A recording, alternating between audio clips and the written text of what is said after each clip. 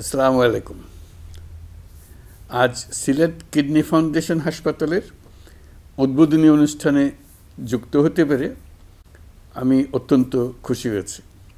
সরকারের সমাজ কল্যাণ অধিদপ্তর এবং কিডনি ফাউন্ডেশন সিলেট এর যৌথ উদ্যোগে একটি ১৫০ শয্যার হাসপাতাল নির্মাণ করা হয়েছে। আমি আশা করি কিডনি রোগীর সেবায় এই হাসপাতালটি নিয়োজিত থাকবে, বিশেষ করে সুবিধাবঞ্চিত রোগীর জন্য। ২০১৮ সাল থেকে এই হাসপাতালটি সিলেটে একটি ভাড়া করা ভবনে কিডনি রোগীদের ৫০% ছাড়ে চিকিৎসা সেবা দিয়ে আসছে। পাশাপাশি অন্য রোগীদেরও স্বল্প মূল্যে চিকিৎসা দিয়ে যাচ্ছে। এই প্রতিষ্ঠানের উদ্যোক্তা সবাই আমার ব্যক্তিগতভাবে পরিচিত। প্রফেসর জিয়াউদ্দিন আহমেদ, সরফরজদে হোসেন আবেদ, জহিন আহমেদ, রাশেদা কে চৌধুরী এবং কর্নেল মোহাম্মদ আব্দুল সালাম বীর প্রতীক ও অন্যান্যদের প্রতি যারা এর সঙ্গে যুক্ত ছিলেন তাদের সবার প্রতি কৃতজ্ঞতা জানাচ্ছি।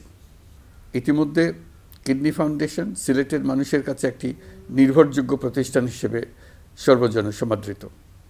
সমাজ কল্যাণ অধিদপ্তর এবং কিডনি ফাউন্ডেশন সিলেটের সহযোগিতায় নির্মিত অত্যাধুনিক হাসপাতালটি সমাজের উপেক্ষিত মানুষের জন্য একটি নির্ভরযোগ্য প্রতিষ্ঠান হবে বলে আমার দৃঢ় বিশ্বাস। আমি জানতে পারলাম গত করোনা মহামারীর সময় দুটো উপজেলা সরকারি হাসপাতাল নিজ অর্থায়নে এই উদ্যোগটি নিয়েছিল। তারা ৪০ জন অস্থায়ী কর্মীদের নিয়ে অসংখ্য রোগীদের সেবা দিয়েছে। যে কোনো দুর্যোগে, বিশেষ করে সিলেটে বন্যা কবলিত এলাকায় সামরিক বাহিনীর সঙ্গে তারাও চিকিৎসা সেবায় অংশগ্রহণ করেছে এবং জনসেবায় সক্রিয় ভূমিকা পালন করেছে। সবার জন্য চিকিৎসা সেবার অঙ্গীকার নিয়ে সাশ্রয়ী ও আন্তর্জাতিক মানের চিকিৎসা সেবা দেওয়া এবং রোগ প্রতিরোধ ও প্রতিকারের জন্য মাঠ পর্যায়ে তারা কাজ করে যাচ্ছে।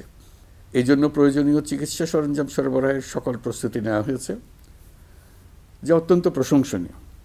আমি আশা করি এই সকল প্রস্তুতি সফলভাবে বাস্তবায়িত হবে।